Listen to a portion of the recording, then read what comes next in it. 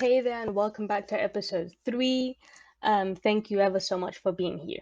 Today, I'm going to be talking a little bit about Marguerite Porete, a very controversial, mystic, and intelligent woman from the 13th century. So sit back and relax.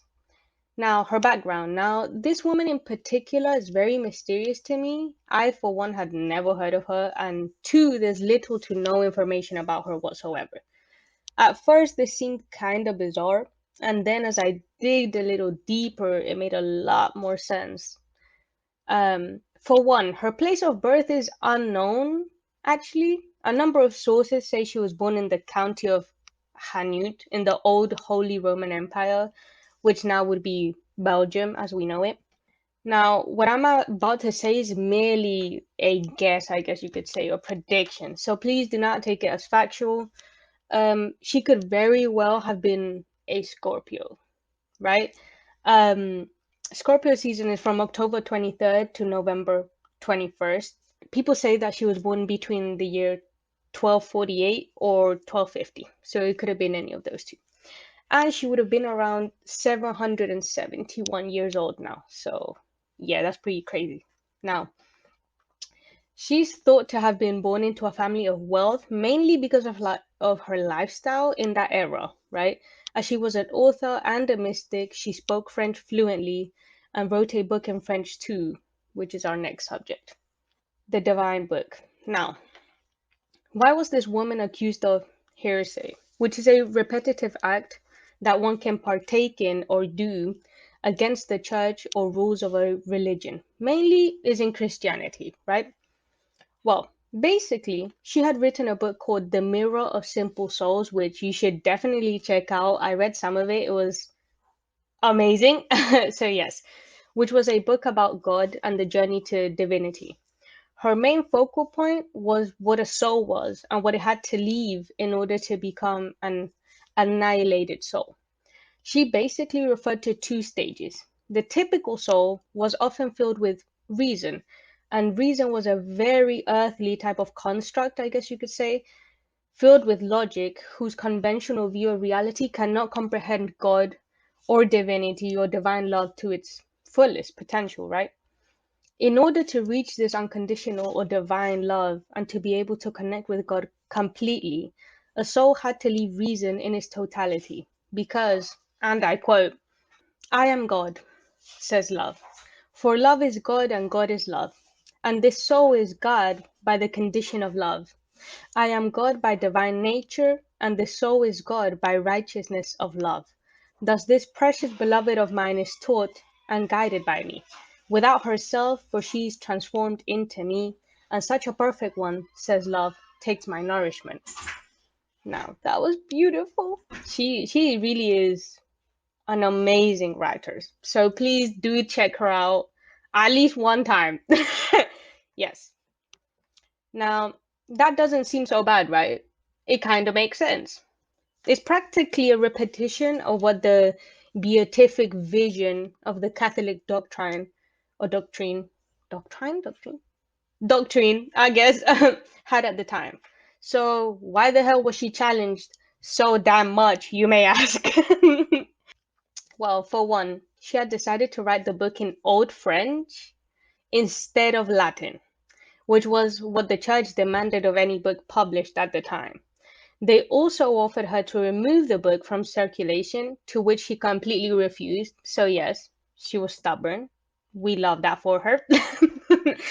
Well, to put it mildly, in her book, she also explained that when one had achieved such a state of divine love and union with the Creator or God, right? Earthly or material occurrences or situations or things were now of little to no importance and no consequences. Mainly because if you are with God, you can do no wrong or even sin, mainly because God is without wrong or sin, right? This completely made the church seem as extremely conventional idea and went over their heads because with one statement she had completely eradicated the idea that the church had any power or authority whatsoever. The church also believed that this couldn't be made possible because anyone that had the concept that whatever they did was above ordinary demands of virtue, basically church rules or whatever, right, were automatically seen as immoral. The church then took this kind of as a threat, really. They took it too personal, in my opinion. But, anyways, they took it as a threat against their whole institution and like belief system. So they decided to charge her with heresy and imprisoned her for around a year and a half before her trial. Similar to Joan of Arc, they also imprisoned her along with men instead of in a woman's prison, which to me, like, do you really think she's not going to be harassed? Come on, have a little common sense, you know? But, anyways, now her trial. After a year and a half of imprisonment, somewhat, Marguerite Porete was finally given a trial. In this trial, a handful of things happened.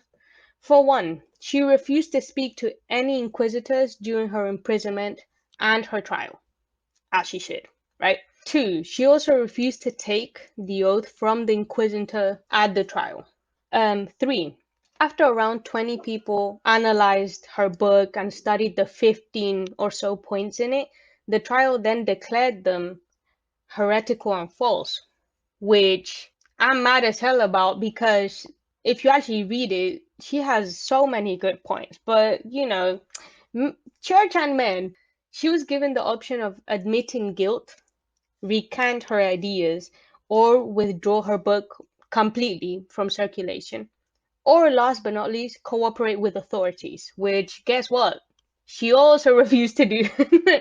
She was stubborn as hell. But then again, I mean, it's kind of, I don't blame her, you know. Anyways, after all of this, she was considered guilty of heresy and was described as a pseudo-mulier, which is just a translation of fake ass woman by the church, and therefore was then burnt at the stake as a result. People at the event were permanently shocked as to how calm she was, despite being 2 seconds from meeting her end. But I guess when you're in God's hand like that, you really have no fear, you know? Anyways, she died on the 1st of June 1310 in Paris at a plaza called Grave. Conclusion. Her book then continued circulating anonymously for a long time. It's still circulating, so I guess you could say she wasn't too bad of an author. It was so anonymous, in fact, that at one point, many people had confused the author of, like, the original author of the book.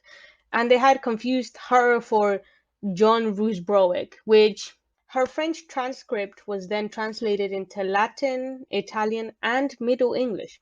So, yeah, pretty cool.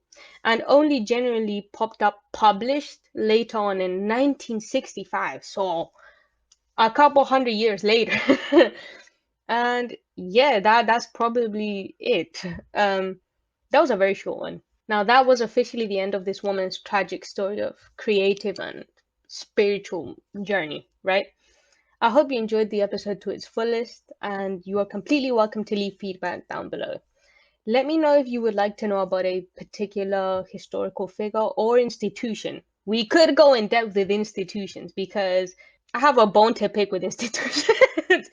Anyways, that maybe from like a different continent or wherever you may live locally. All answers are completely welcome and appreciated. So once again, thank you. Sending you love and blessings. Goodbye.